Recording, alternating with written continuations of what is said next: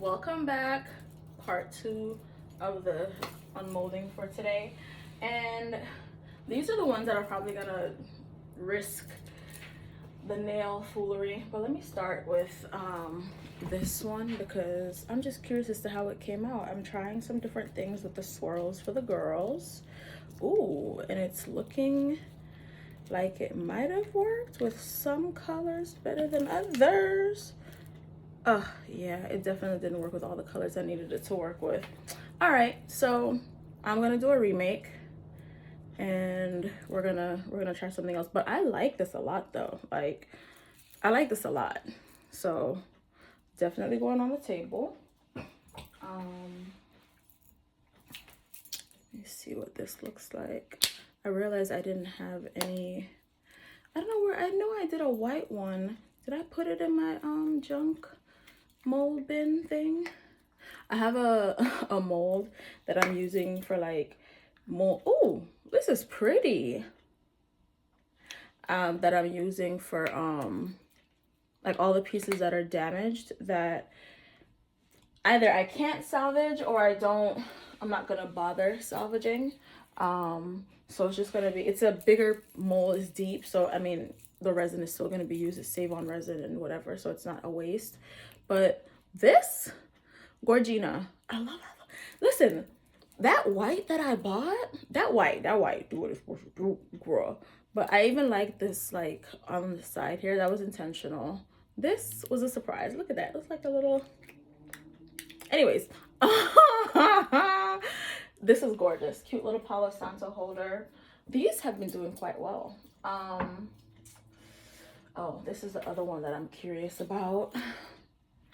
Hoping, it looks like it did good. It looks like it did really well, actually. Like, it did what it was supposed to do. All right, okay, yeah. She's coming out nicely. I'm glad it didn't start peeling my nails off. Oh, yeah, this black is blackity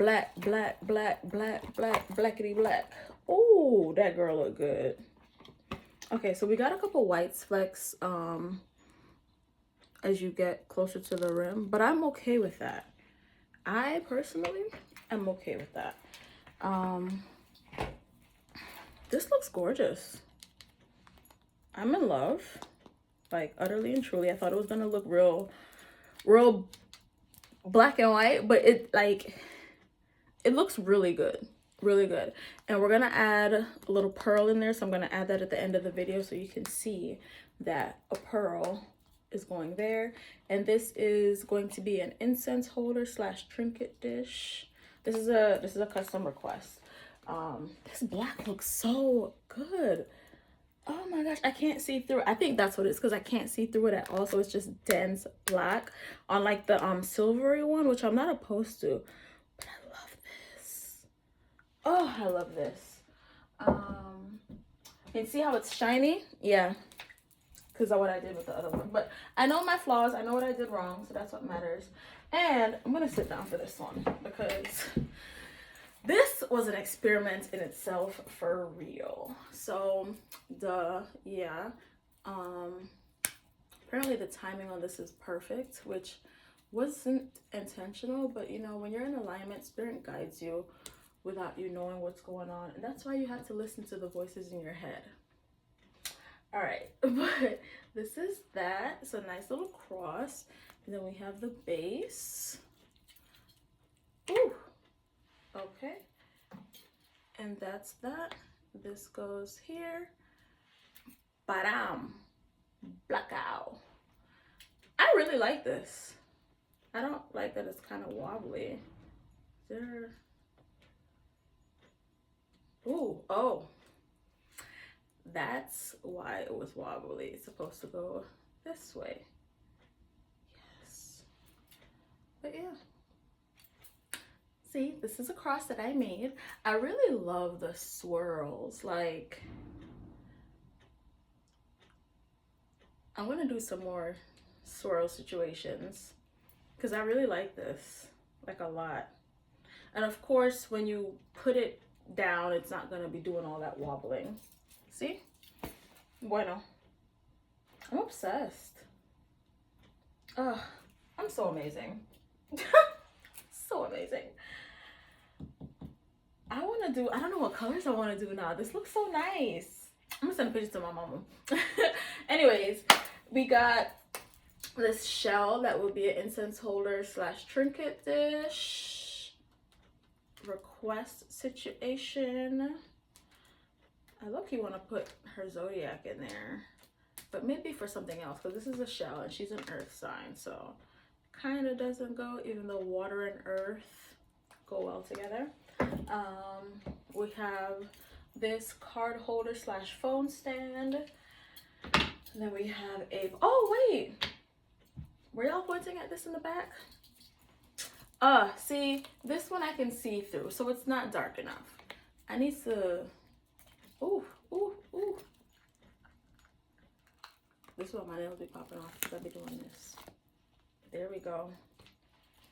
There we go. Ooh, it's not as dark as I want it to be, but look at that shine. Look at that gold. Yeah. My thing is, right, you can always do a black and gold tray because it's never going to be the exact same pattern with the gold. Like, because if you've worked with gold flakes, you know they do what they want. Like, no matter if you're using a tweezer or not, they're gonna do what they feel is necessary to get where they're trying to go.